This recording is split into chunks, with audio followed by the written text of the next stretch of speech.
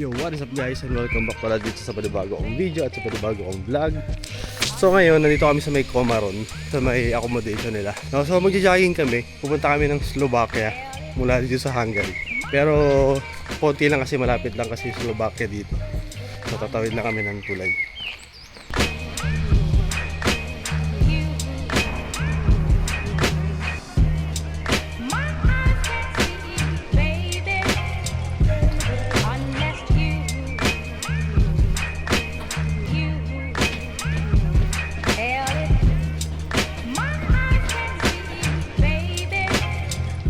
So dadaan mo namin sa Tesco.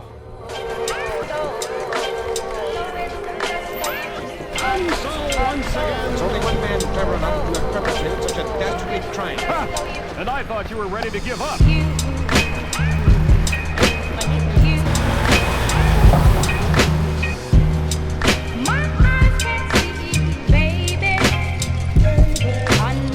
Nasa Slovakia na kami. Pagtawid natin dito sa Maydano River, ayun na yung Slovakia.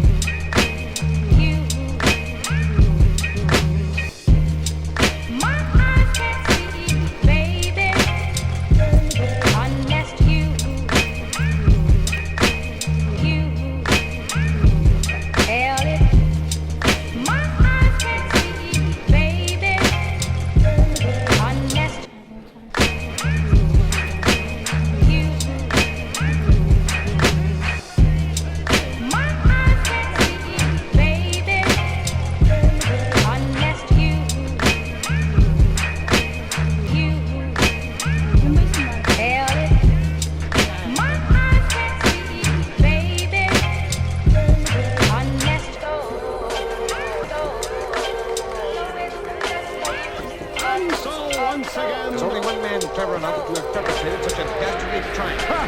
And I thought you were ready to give up. Okay, so pauwi na kami. Naka 7.3 kilometer kami ngayong hapon.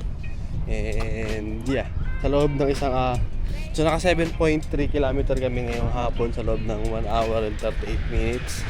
Average pace, hindi ko na nakita. Pero yun, in-enjoy na lang muna namin yung Slovakia dito.